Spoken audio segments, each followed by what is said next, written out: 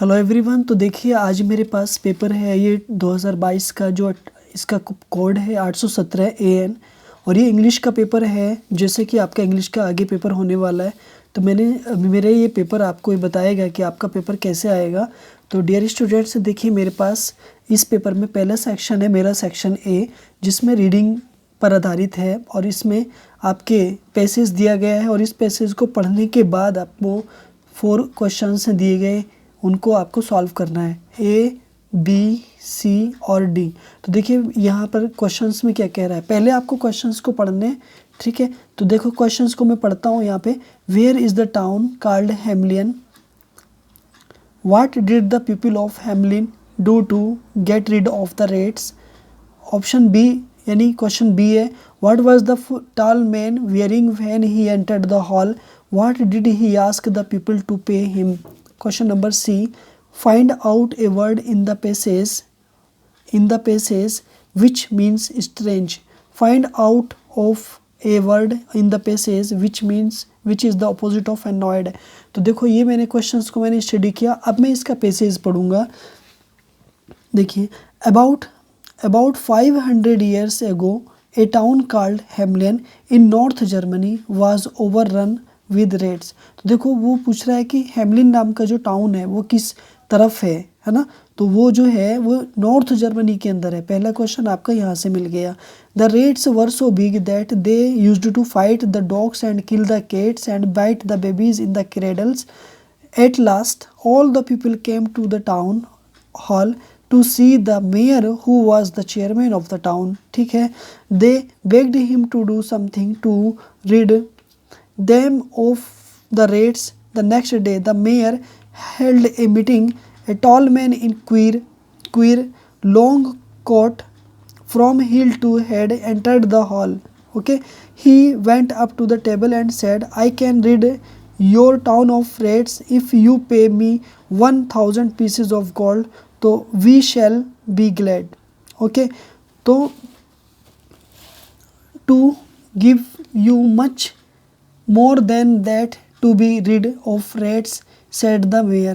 तो देखो question number B में आपको ये बताया गया था कि जब उसने पे करने की बात की तो उसने 1000 पीसेस ऑफ गोल्ड दिए गए थे और उसमें यहाँ पे जो क्वेश्चन से दिया हुआ देखो स्ट्रेंज का मीनिंग होता है अजीब विचित्र एक तरह से। तो यहाँ पे जो क्वीर आ रहा है ना, ये वाला ये जो वर्ड आ रहा है क्वीर, तो क्वीर का मीनिंग भी एक तरह से विचित्र होता है, अजीब होता है। ठीक है, नेक्स्ट आपका जो वर्ड है एनॉयड का मीनिंग होता है नाराज़ होना, एंग्री होना।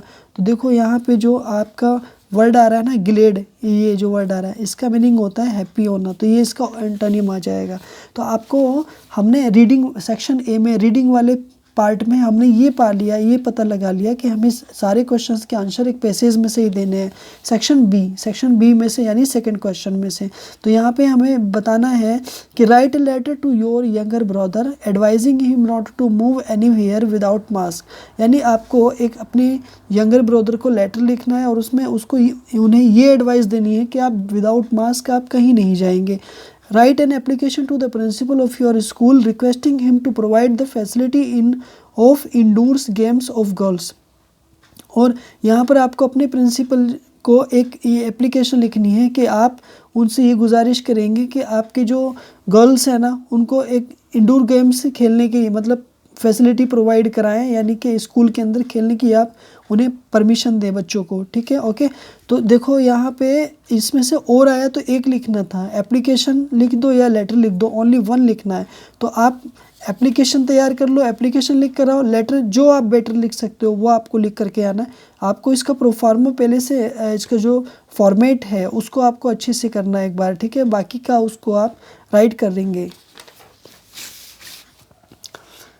आपका क्वेश्चन नंबर 3 है, right A report on an election seen in about 60 से 80 वर्ड्स। क्वेश्चन नंबर 3 में देखो अब ये बताया गया है कि आपको एक इलेक्शन का जो सीन होता है, दृश्य होता है इलेक्शन का, उसके ऊपर आपको लगभग 60 से 80 वर्ड्स लिखने हैं। अब हेडिंग दे रखे हैं, time and place, scene around the polling station, scene inside the polling booths, polling method, arrangement by the administration. तो इन सारे टॉपिक पर टॉपिक वाइज लिखना है आपको 4-4 5-5 लाइन में आपको इनको लिखना है। लिखने के बाद में आपको ये सारे अच्छे से करना है।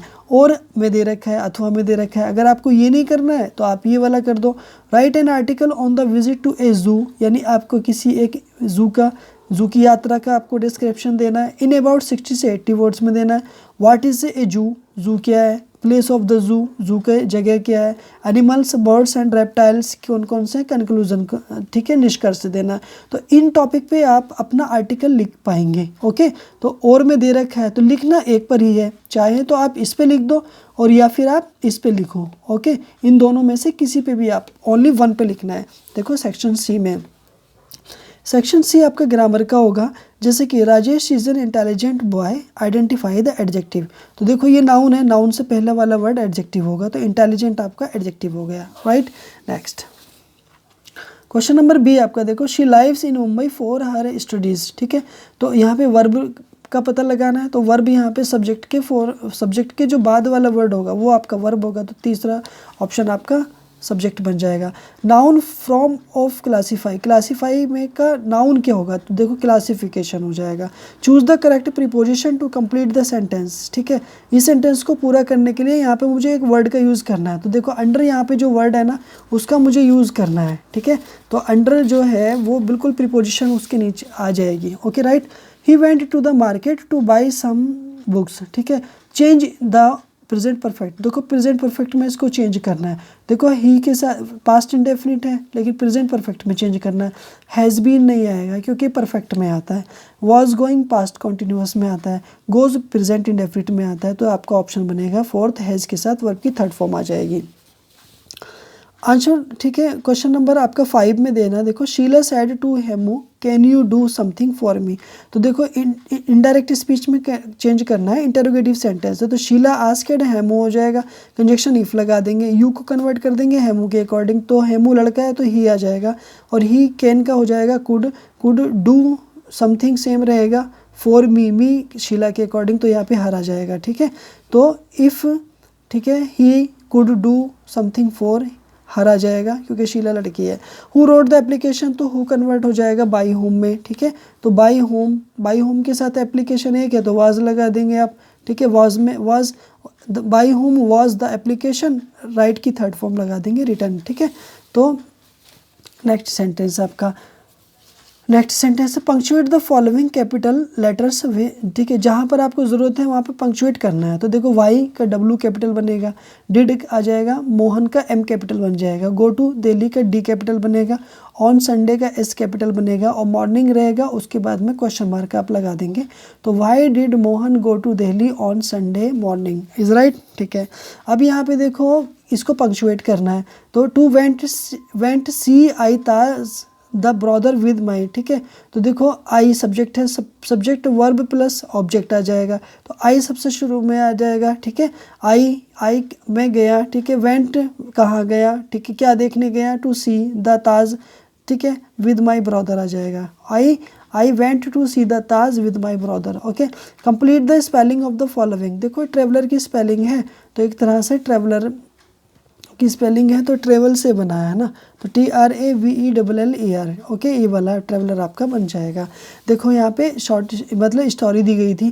देखो सबसे पहले डॉक्टर जॉनसन इंग्लैंड के एक विद्वान थे, तो पहले सेंटेंस बनाएंगे पास्ट में। Doctor Johnson was the scholar of England. Okay, उन्होंने अंग्रेजी का पहला शब्दकोश लिखा। किसने, उन्होंने। तो उन्होंने किसके लिए आया, डॉक्टर जॉनसन के लिए, तो डॉक्टर जॉनसन के लिए आ रहा है। तो डॉक्टर ही, ठीक है, wrote the first English dictionary लिख देंगे। ठीक है, या he wrote the first dictionary of English, इस तरह से भी आप लिख सकते हैं। ओके, तो वह बहुत घमंडी थे, तो he was very proudy, he was very proudy. He कौन, डॉक्टर जॉनसन, वॉज थे वेरी प्राउडी, और किसी को भी अपने जैसा विद्वान नहीं मानते थे। एंड और। ठीक है, अब यहाँ पे सब्जेक्ट लगाना चाहो लगा दो, नहीं लगाना चाहो तो कोई बात नहीं है। तो डिड नॉट ओबे कर दो, या ही डिड नॉट ओबे कर दो, या ही डिड नॉट बिलीव कर दो, या ही डिड नॉट, ठीक है, लाई फेथ कर दो। ठीक है, ही डिड नॉट बिलीव, मानते थे। ठीक है, क्या, स्कॉलर, एज कैसा कि एनीबॉडी, किसी को भी, क्योंकि नॉट है तो एनीबॉडी लगा देंगे। लाइक हिम कर दो या एज हिम कर दो। ओके, एक बार वे कॉफ़ी हाउस की छत से उतर रहे थे। वंस, एक बार, ही वॉज असेंडिंग, असेंडिंग का मतलब क्या होता है चढ़ना, और डिसेंडिंग का मीनिंग क्या होता है उतरना होता है, ठीक है। तो ही वॉज डिसेंडिंग, डिसेंडिंग, ठीक है, डाउन हो जाएगा, ठीक है। The roof of the coffee house, और Goldsmith who was a poet, जो एक कवि थे, सीढ़ियों पर चढ़ रहे थे। वाज, ठीक है, अब असेंडिंग या क्लाइंबिंग अप कर दो, ठीक है, on the stairs, up the stairs कर दो। जॉनसन बहुत मोटे थे, जॉनसन वाज वेरी फैट, सो इसलिए गोल्ड स्मिथ ने कहा, gold Smith said please give me the way, ठीक है, कृपया मुझे रास्ता दो। इस तरह से आप इसको आप चेंज कर सकते हो, ठीक है। सेक्शन नंबर आपका डी, देखो सेक्शन नंबर डी में क्या है। I know that the oppressor must be liberated just as surely as the oppressed, a man who takes away another man's freedom is a prisoner of hatred, he is locked behind the bars of prejudice and narrow mindedness. I am not truly free if I am taking away someone else's freedom, just as surely as I am not free when my freedom is taken from me. The oppressed and the oppressor alike are robbed of their humility. ये एक पूरा passage है जो Nelson Mandela वाले chapter से लिया गया है, Nelson Mandela and autobiography, okay. तो यहाँ पे who is the called prisoner of hatred, ठीक है, पहला क्वेश्चन ये था, तो यहीं से मिलेगा आपको who are robbed of their humility, तो ये वाला क्वेश्चन भी आपको यहीं से मिल जाएगा पैसेज में से। देखो यहाँ पे आपको 60 वर्ड्स में केवल ओनली एक क्वेश्चन का आंसर को राइट करना है।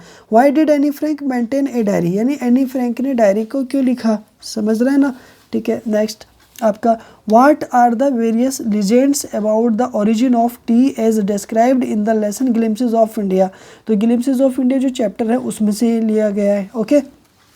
तो ओनली एक करना था, बी कर दो या ए कर दो, ठीक है। अब क्वेश्चन नंबर आपका 9 देखो, why was Lencho angry when he received the letter, Lencho क्यों नाराज़ हो गया जब उन्होंने लेटर को पाया, तो सिंपल है, वेरी सिंपल है, उन्होंने पैसे चाहिए थे, पूरे 100 पैसे चाहिए थे, कमाए तो आप ऐसे लिख देंगे। What did Wali do after she got into the bus, ये वली जब बस में चढ़ गई तो उन्होंने क्या क्या देखा था उसके बारे में लिखना है। जैसे कि काऊ देखी थी आपने, उन्होंने ग्रीन ग्रास के फील्ड देखे थे, ट्रीज देखे थे, रिवर्स देखी थी, उनका डिस्क्रिप्शन कर देना है। Where did Buddha teach his first sermon, Gautam Buddha ji ने अपना पहला जो लेक्चर था वो कहाँ पर दिया था, है ना, तो आप बनारस, ठीक है, सारनाथ, इस तरह से आप लिख देंगे, ठीक है। द सरमन ऑफ बनारस इस तरह से चैप्टर है तो बनारस वहाँ पर आ जाएगा, यानी आप सारनाथ भी कर सकते हैं क्योंकि बनारस का पुराना नाम सारनाथ, ओके। इस तरह से देखो सॉलिटरी का मीनिंग होता है अकेला, तो यहाँ पर लॉनली हो जाएगा, ओके। और ह्यूमन का मतलब क्या होता है, एक तरह से काइंड, दयालु होता है, तो कमेंटेड का मीनिंग क्या होता है, रिमार्क्ड यानी टिप्पणी करना, ओके। क्वेश्चन नंबर 11 है, देखो अब यहाँ पे पोइट्री का एक स्टेंजा दिया गया है और इसको आपको पोएट का नाम लिखना है और इसकी पोएम का नाम लिखना है। तो my head is full of whispers which tomorrow will be silent, ठीक है, तो मेरा जो एक तरह से सिर है वो क्या हो गया, भरा गया है, ठीक है, और जो लगभग कल जो है वो साइलेंट हो जाएगा। Listen the glass is breaking the trees are stumbling forward into the night, ठीक है, तो इस तरह से what will be silent tomorrow, कल साइलेंट क्या हो जाएगा। और the name of the poem from which the above extract has been taken, who is the poet, यानी आपको इस पोएम के जो इस स्टेंजा है ये किस पोएम से लिया गया है आपको उस पोएम का नाम बताना है और ये किसने लिखी है उस पोएट का नाम बताना है।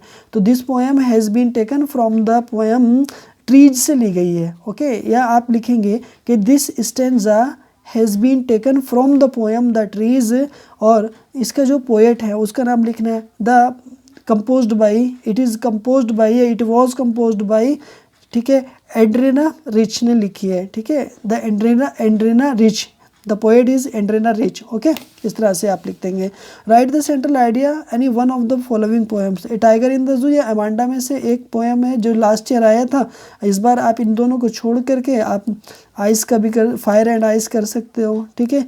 Fire tiger in the zoo थी यहाँ पे, ठीक है, हाउ टू वाइल्ड एनिमल्स कर सकते हो, फॉग कर सकते हो, इस तरह से। या right 4 lines from one of the poems prescribed in your text, या आप 4 लाइनें अपनी पोएम में, अपने सिलेबस की आप 4 लाइनें याद कर लो और उनमें से किसी एक लाइन को आप 4 लाइनों को आप लिख लो, इज़ राइट ना।